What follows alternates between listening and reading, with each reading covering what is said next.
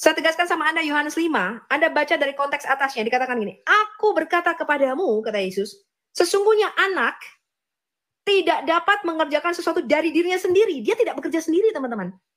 Jikalau dia tidak melihat Bapa mengerjakannya, betul? Sebab apa yang dikerjakan Bapa itu juga yang dikerjakan anak. Jadi ketika Yesus membangkitkan orang mati, ketika Yesus menghakimi, ketika dia menyembuhkan orang sakit, Bapa dan Roh Kudus turut bekerja bersama-sama. Sampai sini ngerti teman-teman? Teman-teman muslim seringkali bertanya bagaimana kedudukan Yesus itu. Apakah dia benar-benar Allah atau hanya utusan? Karena menurut muslim, semua nabi memiliki gelar yang sama yaitu kalimatullah. Bagaimana selengkapnya? Mari kita saksikan.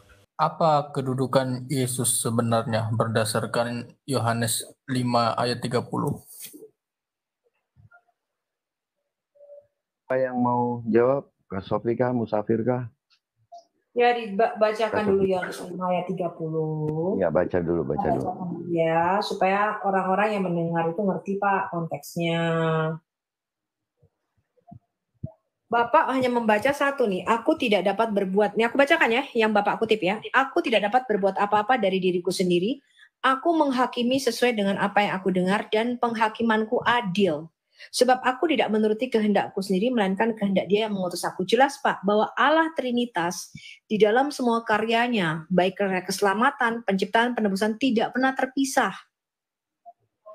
Sampai sini ngerti ya? Makanya dikatakan sama seperti aku melihat Bapa bekerja, di situ pun aku bekerja. Jadi aku tidak dapat berbuat apa-apa dari diriku sendiri. Artinya Yesus tidak menghakimi seorang diri, tetapi Bapa yang di dalam Yesus, dialah juga yang turut bersama-sama bekerja di dalam diri Yesus. Begitu juga dengan Roh Kudus, Roh Allah itu sendiri. Coba Bapak perhatikan ayat atasnya ini. Sebab sama seperti Bapa membangkitkan orang-orang mati dan menghidupkannya, demikian juga anak menghidupkan barang siapa yang dikehendakinya. Pertanyaan saya Pak, kalau Yesus hanya sekedar manusia, bisakah dia menghidupkan orang mati dari dalam kuburan? Jadi ketika Yesus di bumi jawabannya apa Kak? Tuhan Allah Trinitas tidak pernah terpisah, Pak. Iya, maksudnya berdasarkan ayat Yesus Tuhan itu, atau utusan. Saya kasih tahu Anda, Pak, ya. Iman Kristen tidak pernah menyangkal Yesus itu utusan. Yang mengatakan dia bukan utusan siapa? Saya tanya. Oke, berarti dia utusan, bukan Betul. Tuhan. Tetapi dikatakan, loh, utusan itu Tuhan. Saya bisa menunjukkan sama Anda, Yahweh mengutus Yahweh. Anda siap mendengarkannya? Anda mau mendengarkan pengajaran dari saya? Enggak, kita bicara ayat ini. Tidak usah melebar. Tolong di mute. Kan? Tolong di mute. Takut. Saya tidak pernah takut, Pak. Takut. Saya tidak pernah takut. Kalau takut saya tidak terjun. Kalian ini. Kalian yang takut, kalian yang menyiapkan katanya 100 orang pengacara hanya untuk menangkap Sofia Allah Indonesia. Sampai sekarang saya tunggu 3 tahun Menachem Ali tidak berkutik. Siapa yang mengatakan saya takut, Pak? Bukan, takut. Enggak, saya tanya, kenapa Anda mengatakan saya takut? Kalau saya takut, saya tidak mungkin berdiskusi lintas agama, betul teman-teman? Takut kalah debat gitu, nggak bisa membantah, bukan takut yang lain-lain. Apanya takut kalah menang debat dan kalah debat tidak berarti apa-apa, Pak, karena saya sudah menerima jalan keselamatan dalam Tuhan Yesus. Andalah yang pasti masuk neraka. Anda mau menang debat, mau kalah debat, Anda itu adalah ahli neraka. Kok ngamuk? Calon neraka. Kalau kami, saya adalah, sebentar Pak, posisi saya itu anak raja, anak Tuhan. Ya? Nggak ngamuk Pak, memang gaya bicaranya seperti Pak. Itu. Mau kalah debat, mau menang debat, itu bukan urusan saya. Ya, menang debat pun percuma kalau agama Anda adalah agama calon neraka, betul nggak? Anda buka Komal tuh udah diskusi, ya udah diskusi lah, bantah coba. Saya baca konteksnya ya. Bapak baca ayat atasnya nih. Ayat 30. Lihat ini.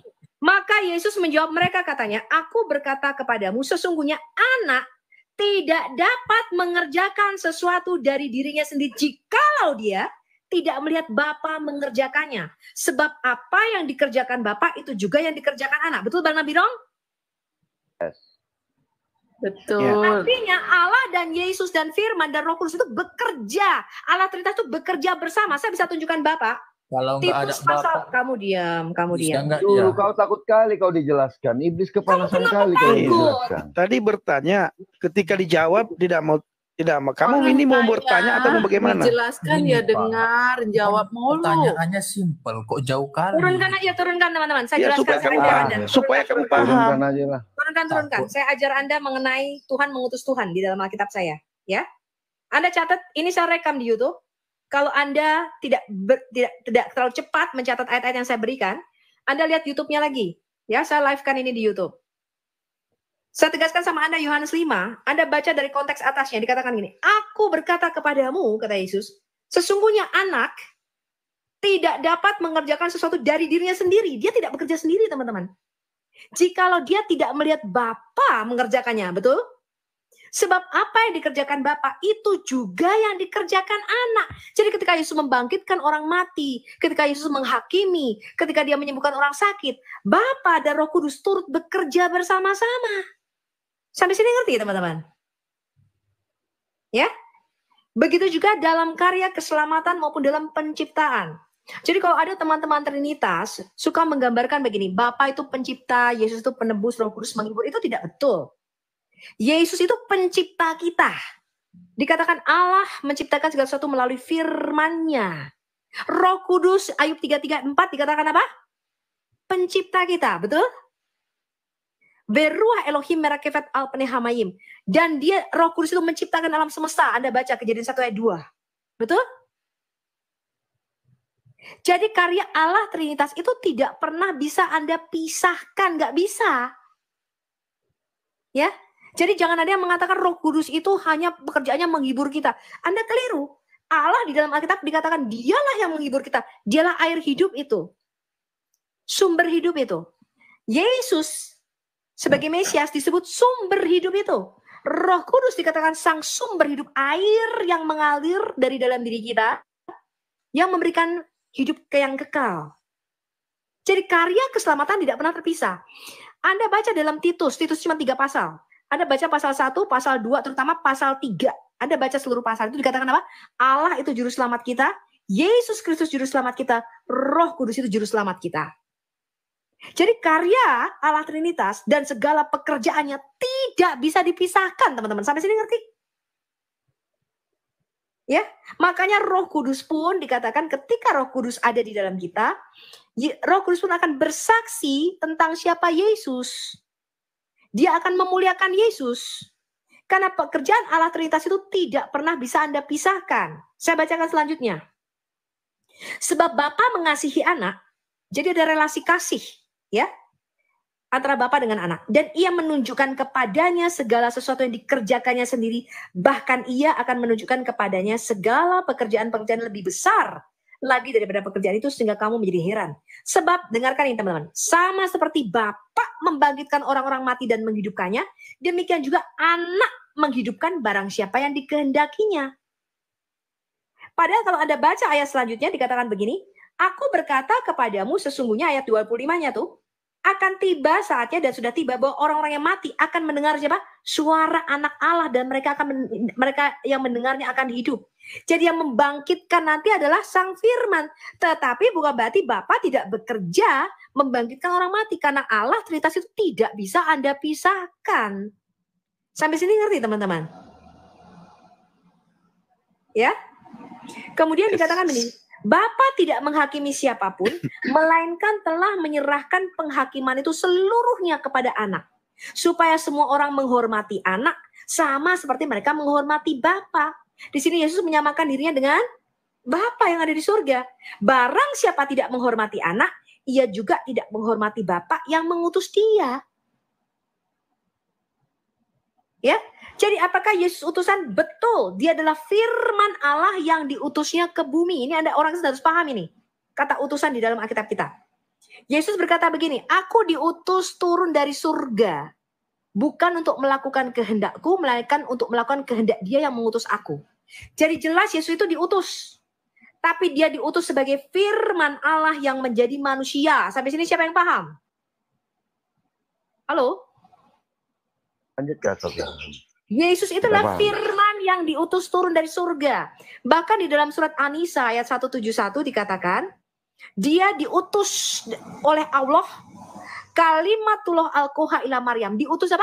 Kalimat yang diturunkan ke dalam rahim Maryam, betul Bang Mendy?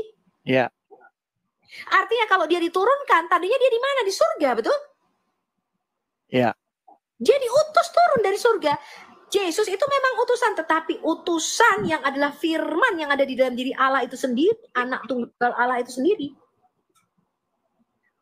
Ya, bukan utusan yang lain.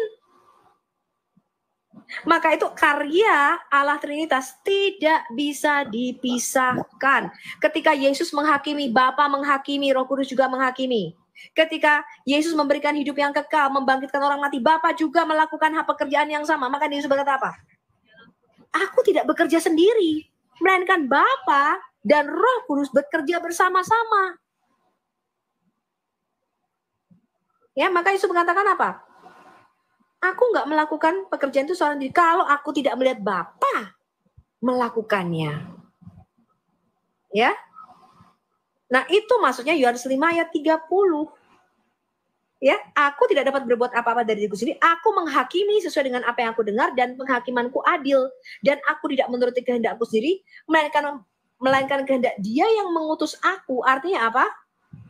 Artinya Bapa bekerja di dalam Yesus dalam menghakimi. Nah, kuasa menghakimi manusia, memasukkan manusia ke dalam neraka dan surga atau kehidupan kekal dan kematian kekal ada pada Yesus. Kalau Yesus hanya manusia biasa, enggak mungkin bisa teman-teman mengadili kita, betul? Saya enggak bisa mengadili Bang Pendi, memutuskan Bang Pendi ini kamu terima hidup kekal, ini kamu masuk neraka kekal, enggak bisa. Ya, hanya Allah sendiri melalui Mesias. Ya, karena Mesias adalah tangan kekuasaan Allah di bumi ini. Ya, maka apa? Bapa yang mengutus aku, dialah yang memberi kesaksian tentang aku. Nah, permasalahannya, karena kalian tidak pernah baca kitab Taurat Musa dan kitab para nabi, kalian tuh berpikir utusan itu cuma para nabi. Padahal di dalam perjanjian lama, firman itu berkali-kali diutusnya ke bumi. Betul nggak Bang Pendi? Ya. Diutus ke bumi. Anda baca Kejadian 15, firman Allah diutus ke bumi. Anda baca 1 Samuel 3 ayat 1 sampai dengan 21. Allah menampakkan diri kepada Nabi Samuel dengan perantaraan siapa? Firman-Nya. Firman itu berkali-kali diutus ke bumi. Dalam bentuk apa? Kristofani atau Teofani. Lebih sering dia dalam rupa manusia. Anda baca itu di dalam kitab Taurat Musa. Anda baca di Zakaria 4 ayat 8 sampai 9. Firman Davar Elohim itu diutusnya ke bumi. Di dalam perjanjian baru, firman Allah itu diutus untuk berinkarnasi menjadi manusia. Sekarang saya tanya, kalau kita baca ya, Yohanes 15 ayat 26. Saya bacakan Anda ya. Ini perkataan Yesus, Yohanes 15 ayat 26. Jikalau penghibur yang akan kuutus dari Bapa datang, yaitu roh kebenaran yang keluar dari Bapa, ia akan bersaksi tentang aku. Pertanyaan saya, roh kebenaran ini roh Allah, yaitu Allah sendiri, betul? Di dalam Kisah Rasul 5. Pertanyaan saya, bisakah Yesus kalau hanya sekedar manusia biasa mengutus Roh Kudus, mengutus Roh Allah? Gak bisa, jadi bukan hanya firman yang diutus ke bumi, tapi Roh Allah juga diutus ke bumi, teman-teman. Ya, jikalau penghibur yang akan kuutus dari Bapa datang, Roh Kudus juga diutus ke bumi. Padahal Roh Kudus ini Roh Allah itu sendiri. Nah, konsep ini kalian tidak pahami karena kalian tidak baca konsep Alkitab kami secara keseluruhan. Alkitab mengatakan yang bisa mengutus Roh Kudus, yang bisa mengutus Roh Allah adalah Allah itu sendiri. Ini ada Pak Bomom, ini Pak Bomom beneran nggak nih? Lanjut Bu, lanjut, mantap. Pak Bom, saya tanya, yang di dalam perjanjian lama, di dalam kitab Yoel, dikatakan yang bisa mengutus Roh Allah itu Allah atau manusia, Pak? Allah Bu, Allah mengutus Allah, Tuhan mengutus Tuhan. Iya, yang bisa mengutus Roh Allah, ya pastilah Allah, betul nggak Pak Bom? Iya Bu. Sekarang Yesus berkata, aku akan mengutus Roh Allah, Roh kebenaran yang akan kuutus keluar dari Bapa. Nah kalau Yesus cuma manusia, bagaimana mungkin dia punya otoritas mengutus Allah? Sedangkan Roh Kudus itu Roh Allah itu sendiri. Gak mungkin teman-teman. Saya nggak bisa dong mengutus roh Allah, saya bukan Allah kok. Gimana sih? Nabi-nabi nggak bisa mengutus. Di dalam Alkitab, di dalam kitab Yoel dikatakan apa? Yang bisa mengutus roh Allah ke bumi ini hanyalah Allah itu sendiri. Jadi firman dan roh itu, baik firman dan roh itu keluar dari dalam diri Allah, diutus ke bumi ini. Kalau Bapa sang sumber memang tidak diutus karena dia sumber. Dialah yang mengutus firman dan dialah mengutus roh Allah. Anda baca Yesaya 48 ayat 16. Di situ dikatakan roh Allah dan Tuhan Allah mengutus Tuhan. Ayat jelas, saya bisa bedah banyak di dalam Alkitab kita. Utusan itu berasal dari dalam dirinya sendiri, betul nggak Pak Bom? Betul. Ya, lalu kalau Yesus itu firman Allah menjadi manusia, kenapa dia berdoa kepada Allah? Saya bukakan sama Anda Roma 8 ayat 26. Dia dalam keadaannya sebagai manusia, dia berdoa kepada Allah. Kenapa kita heran? Kita lihat Roma 8 ayat 26. Bang Nabirong bisa bacakan? Biar saya bacakan. Masa presiden. Roma 8 ayat 26. Presiden. Sebentar Belado Mahesa. Nah, bentar lagi kita diskusi ya. Demikian juga roh membantu kita dalam kelemahan kita. Sebab kita tidak tahu bagaimana sebenarnya harus berdoa. Tetapi roh sendiri berdoa untuk kita. Terus lanjut Bang. Roh sendiri berdoa untuk kita kepada Elohim dengan keluhan-keluhan yang tidak terucapkan. Roh di situ adalah roh Allah yang ada di dalam diri kita yang diberikan kepada orang percaya, betul? Betul. Roh Allah yang di dalam diri kita berdoa kepada Allah. Yes. Inilah misteri iman kita yang dikatakan di dalam Alkitab kita. Jadi ketika dikatakan Yesus utusan, betul, tapi dia adalah firman kalimatullah yang diutus turun ke bumi. Bukan manusia seperti para nabi itu yang diutus, kamu kesini, kamu bukan. Ya. Dikatakan setelah genap waktunya maka Allah mengutus anaknya ke dalam dunia menjadi sama seperti manusia. Jadi Yesus itu, kata utusan untuk Yesus nggak sama dengan manusia. Dia diutus turun dari surga. Dia diutus lebih dulu, baru dia berinkarnasi, baru dia dilahirkan menjadi manusia. Bukan dia lahir dulu, baru diutus jadi nabi. Bukan. Ya? Gak logis. Nah itu Alkitab saya Pak. Sekarang Bapak jelaskan sama saya, Anisa 4 ayat 171. Mengapa Isa Al-Masih itu adalah firman Allah yang diutus turun dari surga ke dalam rahim Maryam? Oke, wakalam Allah Musa taklima. Musa juga disebut kalam. Kenapa saya Isa juga? Bukan, saya tanya sama Bapak. Di surah 4 ayat 171 dikatakan Isa Al-Masih adalah kalimatullah, firman Allah yang turun dari surga diutus ke dalam rahim Maria. Coba Anda jelaskan itu. Iya, Isa, Musa, semua disebut kalamullah. Wa kallamallah Musa taklima. Oh, tidak ada. Tunjukkan saya, Isa disebut Jangan bohong, Bro Mahesa, jangan bohong. Musa tidak pernah disebut kalamullah. Musa tidak pernah disebut kalamullah. Musa taklima. Tidak pernah, nggak pernah. Satu-satunya gelar kalimatullah hanya Isa. Taklima. Bahkan Musa langsung berbicara loh. Jangan berbohong Mahesa. Itu sudah saya Mahesa, bacakan. Satu-satunya gelar kalimatullah dalam Al-Quran itu adalah Isa. Saya sudah bacakan ayatnya. Jangan. Dalam hadis Anas bin Malik dikatakan Isa fa innahu ruhullah wa kalimatuhu. Isa sesungguhnya roh Allah dan kalamnya Allah. Mahesa jangan bertakiyah di sini. Ya. Ketika ada ayat wa kallamallah Musa taklima. Coba buka. Kita buka. Ya, silakan buka. Di mana ayatnya? Di mana ayatnya? Saya buka, saya lupa ayatnya. Kasih tahu saja, kita juga buka di sini biar Anda tidak berbohong. Coba kamu klik aja Musa. Jangan buka suratnya apa? Quran surat berapa? Saya tanya Quran ayat berapa? Surat berapa? Musa taklima bentar ya. Jangan berbohong. Saya copy soalnya satu device ini. Ya. Kasih tahu saya, nanti saya bukakan. Jangan berbohong. Surat apa saya akan bukakan. Hanya Isa yang disebut firman Allah. Saya bisa tunjukkan sama Anda, bahkan Yahya pembaptis sujud kepada Isa ketika di dalam kandungan karena dia adalah kalimatullah, firman-Nya Allah. Musa itu manusia biasa, Pak. Ya, Ya, dengan dia berbohong. diutus menjadi nabi ketika berusia 40 tahun. Oten-oten sekarang Yesus sudah pinter. beda. Betul. Itu ada Oten-oten di sekarang dalam sudah hadis. pinter, Pak. Itu ada di dalam hadis Anas bin Malik halaman 72. Isa Ya. sesungguhnya adalah kalimatullah wal rohullah. Gelarnya Isa adalah kalimatnya, firman Allah dan roh Allah itu sendiri. Yes. Isa fa'innahu ruhullah wa kalimatuhu. Kami Isa apologet sesungguhnya Kristen roh nggak Allah dan bodoh, kalamnya Pak. Allah. Dulu mungkin 6 tahun lalu saya bodoh, nggak ngerti apa-apa saya. Nah, sekarang oten Sekarang sudah kami pada orang pinter. Kristen. Bapak mau tahu buku-buku tafsir saya, Pak? Mau tahu hadis-hadis yang saya baca? Mau saya tunjukkan Anda? Nih.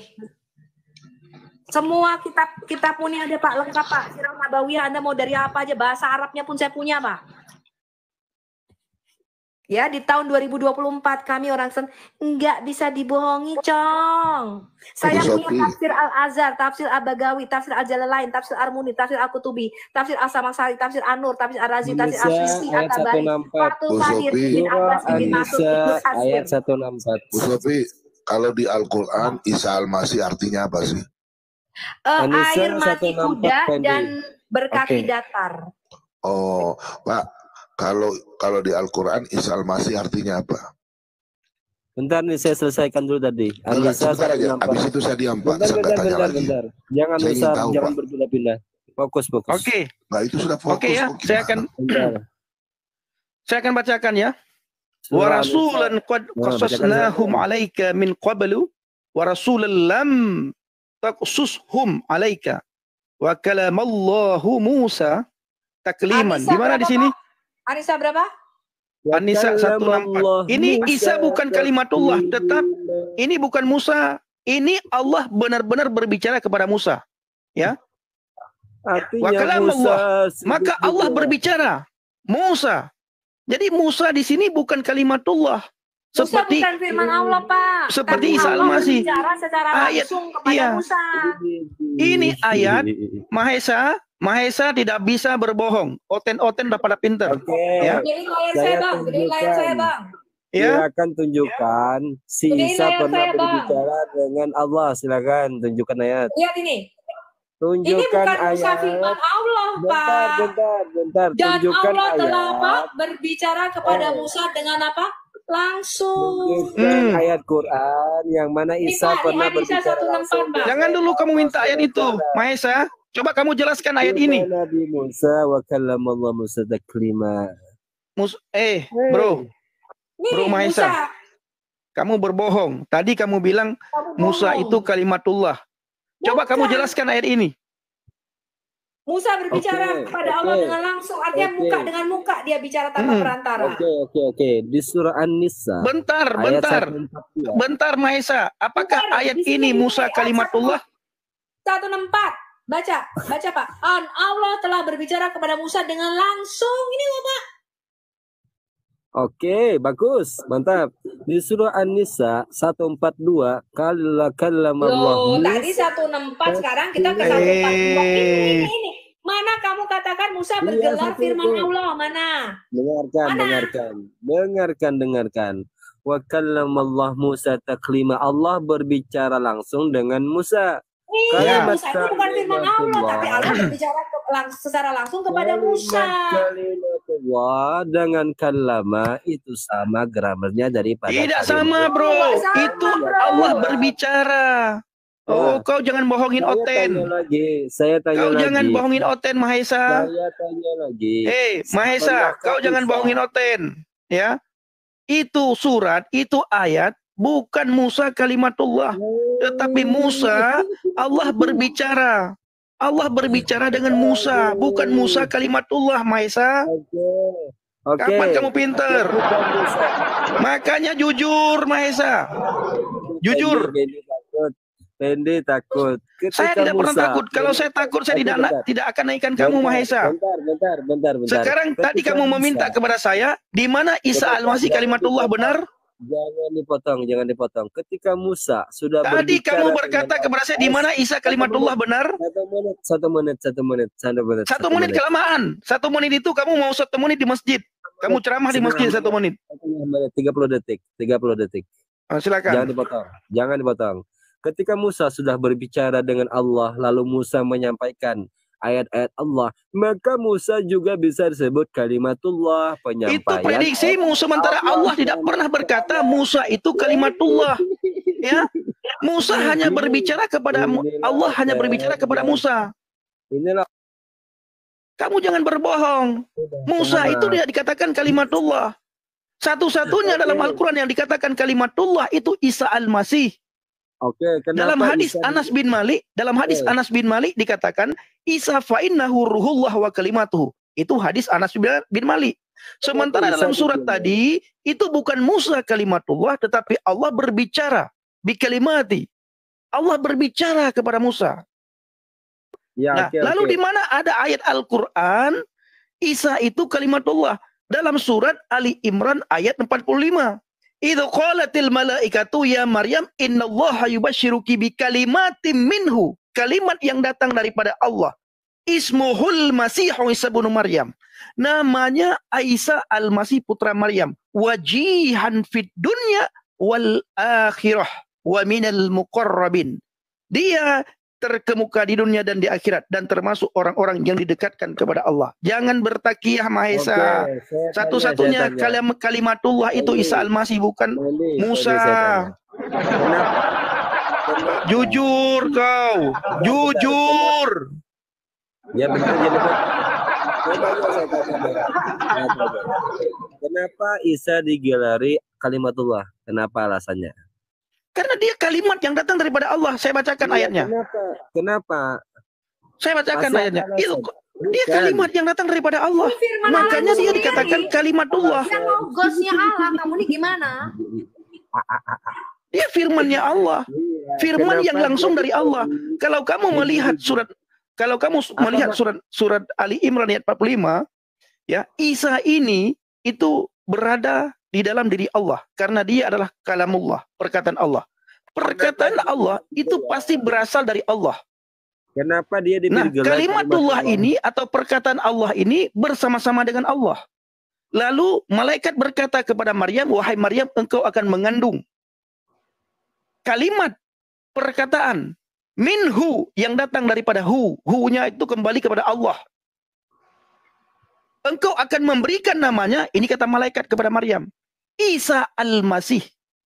Lalu malaikat berkata lagi, dia wajihan fid dunya, dia adalah terkemuka fid dunya, di dunia dan di akhirat. Jujur kau Mahesa. Jujur kau. Dengarkan. Kenapa Isa diberi gelar kalimatullah? Jawab. Karena dia perkataan Allah. Dia perkataan Allah. Iya, firman Allah, dia logos. Kalimatullah perkataan Allah. Kalimatullah itu firman Allah. Coba kamu jelaskan kalimatullah itu apa? Kalimatullah. Oke, kamu tahu nggak perbedaan kalam Allah? Jangan kamu bertanya lagi sama saya. Saya bertanya sama kamu, apa arti kalimatullah? Kalau kamu bilang saya berbohong, kalimatullah itu adalah firman Allah. Coba. Oke. Di dalam Islam kalimatullah ya kalimatullah itu apa? Jangan dalam Islam, kamu jawab saja. Kalimatullah itu ini coba. Ya, maksudnya di dalam Islam ada namanya kalam, ada namanya kalimatullah. Yang saya tanyakan kalimatullah itu apa? Jangan adanya kalam, adanya kalimatullah itu terlalu panjang kamu jelaskan nanti. Coba kamu jawab. Kalimatullah itu apa? Ya, kalimatullah itu seperti Al-Quran itu kalian. Kalimatullah itu apa, Mahesa? Perkataan yang dikatakan Allah yaitu disebut kalimatullah seperti Al-Quran. Berarti Isa Al-Masih siapa? Isa Al-Masih Abdullah, ini Abdullah. Kau tidak berani jujur. Kalimatullah, dia firman Allah. Kau tidak berani jujur. Di Kau ayat tidak berani lain, jujur, Maesa. Al-Quran Pernah mengatakan, menemukan kebenaran, di nggak pernah ayat jujur kamu lain itu. Al-Quran mengatakan Isa itu ini Abdullah. Kau Aku tidak ini berani, berarti hamba Allah. Al-Quranmu itu bertentangan satu Mau sama yang saya baca- lain. Mau saya bukakan ayatnya. Izin Musafir turun dulu ya, sudah Ya. Musafir lanjutkan perjalanan ya. Makasih host, moderator Ibu Sofi, Pak Mau Bogom saya semua. bukakan Makasih, ayatnya. shalom. Tetap Kalau semangat. Tidak pernah Isa itu mengaku aku ini Allah, aku ini. Dia Saya mengaku juga ini tidak pernah Abdullah. mengatakan Isa itu Dia Allah. mengatakan hamba Allah, Isa itu Allah. firman daripada Tuhan. Teman-teman semuanya, kebanyakan muslim harus berbohong agar kebenaran itu ditutupi. Untuk menutupi kebenaran mereka harus berbohong. Kenapa? Karena kalau mereka tidak berbohong, maka semua orang muslim akan menerima kebenaran. Dan itu adalah karakter dari antikris. Teman-teman tahu, antikris adalah orang-orang yang dipakai iblis untuk menentang ajaran yang benar. Orang-orang yang dipakai iblis untuk membelokkan ajaran yang benar atau membelokkan Injil. Dan mereka akan membawa Injil yang lain untuk diberitakan kepada orang-orang. Itu tugas antikris. Nah, dalam diskusi ini, debater Kristen telah menjelaskan dengan baik bagaimana kedudukan Isa Al-Masih itu, bagaimana kedudukan Yesus Kristus itu. Muslim selalu beranggapan bahwa Isa Al-Masih adalah nabi. Karena itu semua nabi memiliki gelar yang sama, yaitu kalimatullah. Padahal teman-teman, di dalam Al-Quran sendiri menjelaskan bahwa hanya Isa Al-Masih yang bergelar kalimatullah. Dan di dalam Al-Quran pun memberikan informasi kepada kita bahwa hanya Isa Al-Masih yang mampu melakukan hal yang berbeda dari nabi-nabi yang lain. Informasi itu sama seperti apa yang dikatakan Alkitab. Ingat teman-teman ya, banyak sekali nabi-nabi yang ada dalam Alkitab. Dan mereka melakukan apa yang sesuai dengan kehendak Tuhan. Mereka mendengarkan Tuhan berbicara dan mereka sampaikan itu kepada umat manusia. Itu tugas utama mereka. Dan tidak ada satu nabi pun yang bisa mengklaim atau mensejajarkan dirinya dengan Allah. Hal itu hanya dilakukan oleh Yesus Kristus. Maka dalam hal ini, orang Kristen tidak menolak Yesus sebagai utusan. Kami percaya Yesus adalah nabi. Kami percaya Yesus adalah guru. Kami percaya semua itu. Kami tidak menolak. Tetapi kami juga percaya bahwa Yesus adalah Allah. Allah yang berinkarnasi menjadi manusia.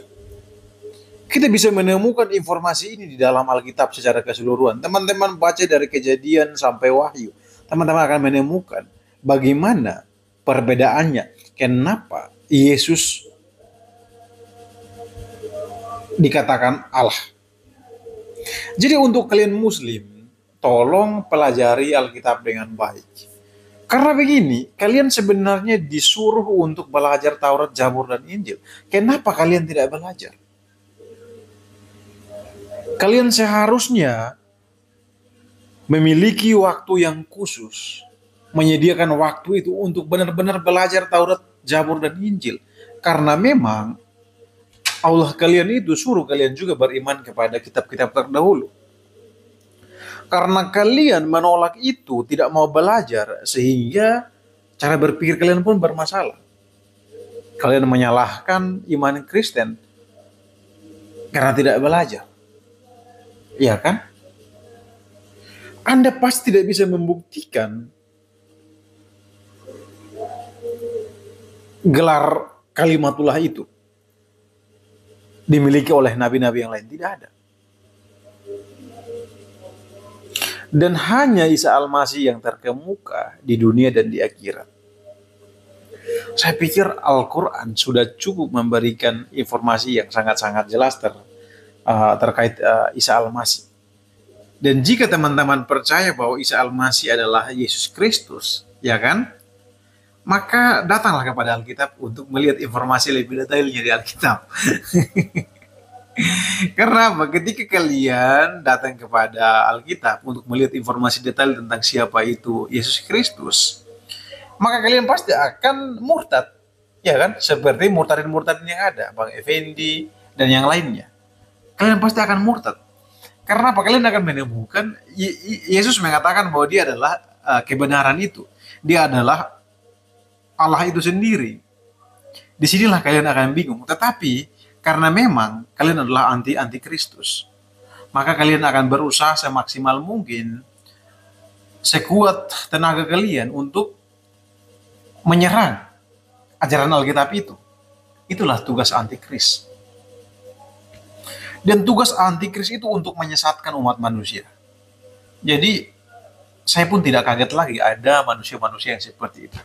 Karena Injil yang benar itu akan dibelokkan. Itu pun tercatat di dalam Alkitab. Ada orang-orang yang memberitakan Injil lain. Injil lain yang diberitakan itu apa? Bahwa keselamatan tidak ada di dalam Yesus Kristus. Kita bisa memperoleh keselamatan dengan cara yang lain. Nah, itulah Injil. Injil kan kabar baik, kabar gembira. Kabar gembira yang sesungguhnya adalah keselamatan hanya ada di dalam Yesus Kristus. Diganti dengan Injil yang lain. Keselamatan bisa diperoleh melalui cara-cara lain. Seperti berbuat baik, bersedekah, dan sebagainya. Melayani, istri harus melayani suami biar dapat surga, dan sebagainya. Itu kabar baik yang palsu. Kita berbicara dalam perspektif Alkitab, kabar baik yang sesungguhnya yang tadi saya jelaskan. Keselamatan hanya ada dalam Yesus Kristus. Dan kabar baik yang palsu atau Injil yang lain itu, dia mengajarkan bahwa, tidak benar kalau keselamatan itu dalam Yesus Kristus. Keselamatan itu kalian bisa peroleh dengan cara membantu orang lain, melakukan kebaikan, bersedekah, taat kepada suamimu, melayani dia, sebelum dia minta kamu kasih duluan. Seperti itu. Itu adalah Injil yang lain atau Injil palsu. Nah, kalau ajaran ini masuk dalam kekristenan, maka kalian harus nolak. Entah itu muncul dari mana saja, mau dalam diri Kristen sendiri, ada orang-orang Kristen yang mengatakan seperti itu, ataupun dari pihak yang lain, tidak peduli siapapun itu, kalian harus tolak itu. Karena itu adalah Injil palsu. Maka ada ajaran-ajaran Kristen yang mengatakan bahwa kita bisa peroleh keselamatan itu dengan melakukan kebaikan. Ada beberapa aliran Kristen progresif dan sebagainya. Tolak itu. Itu adalah antikris, teman-teman. Itu adalah antikris. Ingat, di akhir zaman ada banyak sekali penyamaran-penyamaran. Serigala berbulu domba itu adalah satu pernyataan di dalam Alkitab. Itu akan terjadi. Jadi mereka itu datang seakan-akan jadi seperti domba, padahal mereka serigala. Dan mereka akan menerkam domba itu. Itu salah satu informasi dalam Alkitab yang perlu kita pelajari baik-baik dan perlu kita waspadai. Karena hal itu akan terjadi. Akan ada datang kelompok-kelompok yang berusaha untuk membelokkan kebenaran itu. Ada kelompok-kelompok yang berusaha untuk memberitakan Injil yang lain. Injil palsu. Mereka itu adalah anti-kris. Jadi teman-teman, tolong sadar akan hal itu. Bahwa ada antikris yang berkeliaran di mana-mana. Di dalam tubuh kekristenan sendiri banyak antikris. Kristen progresif, gereja Tuhan yang Maha Kuasa, hati-hati, itu antikris. Mormon, saksi Yehova, itu antikris. Jadi mari kita waspada, karena serangan-serangan itu tidak hanya datang dari luar, seperti tadi diskusi dengan polemik muslim tadi, melainkan serangan-serangan itu akan datang dari dalam diri kekristenan sendiri. Jangan kalian bilang, itu pendeta yang mengatakan bahwa keselamatan bisa diperoleh melalui melakukan kebaikan. Jauhi pendeta itu, karena dia sesat. Sebab apa? ajaran Alkitab yang sesungguhnya mengajarkan bahwa keselamatan itu hanya ada di dalam Tuhan Yesus Kristus. Keselamatan itu hanya oleh anugerah Allah. Manusia tidak bisa melakukan apa saja untuk memperoleh keselamatan itu. Manusia cukup menerima anugerah Allah itu, percaya kepada Tuhan Yesus Kristus sebagai Tuhan dan Juru Selamat manusia, maka dia akan diselamatkan. Lalu bagaimana dengan kehidupan-kehidupannya yang lama? Ketika Tuhan memilihmu, dia tidak melihat kamu rusak atau tidak. Dia tidak melihat, oh karena kamu baik jadi dia memilih kamu, tidak. Ketika Tuhan memilihmu, itu mutlak pilihannya, itu karena anugerah Allah. Lalu ketika Anda masih hidup dalam dosa, Anda masih berproses dalam dosa, Tuhan tidak mempersoalkan itu. Yang penting kamu terus berproses, terus belajar untuk semakin serupa dengan Allah, melakukan kehendak Allah, menaati perintah-perintah Tuhan. Itu cukup teman-teman. Karena apa? Tidak ada satu perbuatan baik pun dari kita yang bisa kita berikan kepada Tuhan yang membuat kita pada akhirnya masuk surga. Jadi jangan percaya Injil-Injil palsu karena mereka akan membelokkan iman Anda. Jangan, hati-hati terhadap serigala yang menyamar menjadi domba. Hati-hati teman-teman, ini serius. Ini serius. Jangan salah menerima pengajaran. Kita kembali lagi. Di dalam Alkitab teman-teman jelas-jelas sangat-sangat berbeda antara Tuhan Yesus Kristus dan nabi-nabi yang lain. Yesus melakukan hal-hal seperti yang nabi-nabi lain lakukan. Betul. Tetapi harus kita ketahui bahwa Yesus melakukan sesuatu yang melebihi apa yang dilakukan oleh para nabi. Apa itu teman-teman? Para nabi bisa melakukan mujizat, yes. Tapi tidak ada satu nabi pun yang bisa menyetarakan dirinya dengan Allah. Tidak ada satu nabi pun yang mengatakan bahwa saya dan Allah itu satu. Saya dan Bapa itu satu. Tidak ada. Teman-teman mau jungkir balik bagaimanapun, tidak akan menemukan satu ayat Alkitab yang menjelaskan bahwa ada nabi mengatakan saya dan Allah adalah satu. Tidak ada. Itu pertama. Kedua, tidak ada satu nabi pun yang memanggil orang berdosa mengatakan bahwa sini anakku, dosamu sudah diampuni, pergilah dan jangan berbuat dosa lagi. Tidak ada teman-teman. Hal ini kita bisa lihat di dalam Alkitab dan itu hanya dilakukan oleh Tuhan Yesus Kristus. Tidak ada nabi yang lain, teman-teman. Tidak ada. Lalu apakah kalian mau percaya kepada satu orang yang baru datang di abad ke-6 dan mengajarkan bahwa Tuhan Ishak, Tuhan Abraham, Tuhan Yakub, Tuhannya Musa itu adalah bukan Yahweh? Jangan percaya itu teman-teman. Itu omong kosong, pure omong kosong itu. Dan ada orang itu yang mengatakan bahwa jangan percaya Isa Al-Masih itu. Jangan percaya Yesus Kristus itu karena dia hanya nabi. Kalian ikut saja saya. Lalu orang-orang pada berbondong-bondong ikut dia. Padahal dia baru datang abad ke berapa? Abad ke-6. Teman-teman, inilah yang saya katakan. Hati-hatilah terhadap pengajaran-pengajaran yang Anda terima. Seleksi pengajaran-pengajaran itu. Jangan tertipu dengan serigala. Jangan tertipu teman-teman. Karena dalam Alkitab mengatakan bahwa serigala berbulu domba. Dia menyamar menjadi domba. Dan pada akhirnya dia akan memangsa domba itu. Oleh karena itu, mari kita sadar. Diskusi tadi, saya pikir sangat-sangat jelas. Di mana Ibu Sufiatul sudah menjelaskan dengan baik, dengan benar. Terkait posisi Isa Al-Masih. Terkait posisi Yesus Kristus. Dan hal itu dikuatkan oleh Bang Effendi. Dia adalah seorang murtadin. Dia menjelaskan karena dia mahir. Dia paham sekali tentang Islam. Sehingga dia mengatakan bahwa Anda berbohong. Anda berbohong, Anda harus jujur. Jangan bertekiah. Karena Bang Effendi tahu siapa itu Yesus Kristus. Dia tahu Yesus Kristus adalah kalimatullah, Isa Al-Masih adalah kalimatullah. Dia berbeda dengan nabi-nabi yang lain. Dia berbeda dalam segala hal. Tidak ada yang bisa menyamakan kedudukan Isa Al-Masih, kedudukan Yesus Kristus dengan nabi-nabi yang lain. Jadi ada hal-hal yang dilakukan oleh Isa Al-Masih, yang dilakukan oleh Yesus Kristus, itu sama seperti yang dilakukan oleh nabi-nabi, betul. Tetapi nabi-nabi itu tidak mungkin bisa melakukan hal-hal yang dilakukan oleh Isa Al-Masih. Seperti yang saya sudah jelaskan tadi, soal mengampuni dosa manusia, mengklaim bahwa dia adalah Allah, tidak ada. Dan di sini perbedaannya cukup jelas. Cukup jelas. Teman-teman, tidak ada satu nabi pun yang bisa mengklaim dirinya sama dengan Allah. Ingat, tidak ada. Pertanyaan saya, kenapa Yesus Kristus pada akhirnya disalib?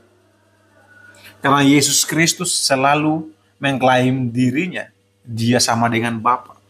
Yesus Kristus bisa mengampuni dosa manusia. Makanya orang-orang pada waktu itu, ahli-ahli Taurat, orang-orang Farisi membenci dengan Yesus. Karena aneh saja bagi mereka, kok bisa ada orang mengklaim dirinya sama dengan Allah? Lalu kalian bertanya, di mana ayat yang mengatakan bahwa Yesus adalah Tuhan? Hei, kalian tidak tahu Yesus disalibkan karena hal itu.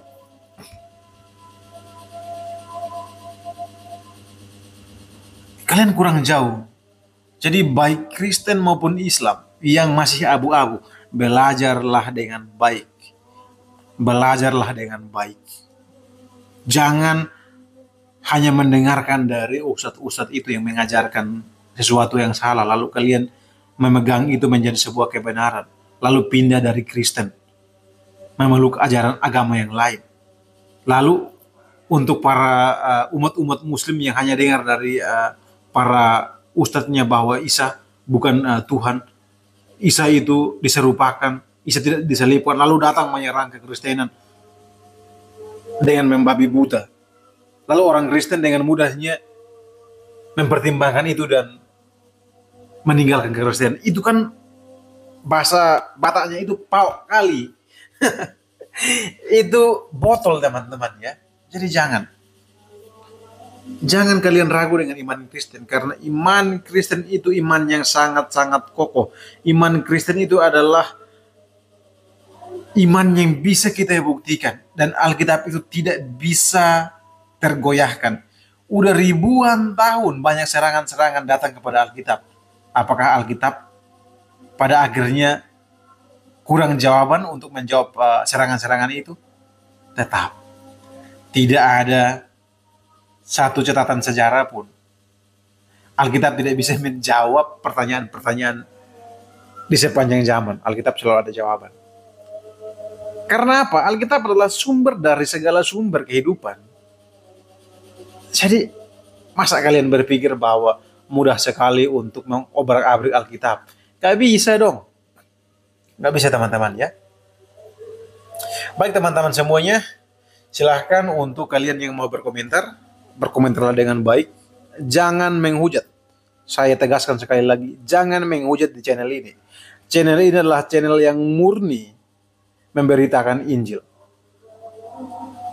Jadi ketika saya membagikan diskusi-diskusi ini, tujuannya agar kita belajar bersama.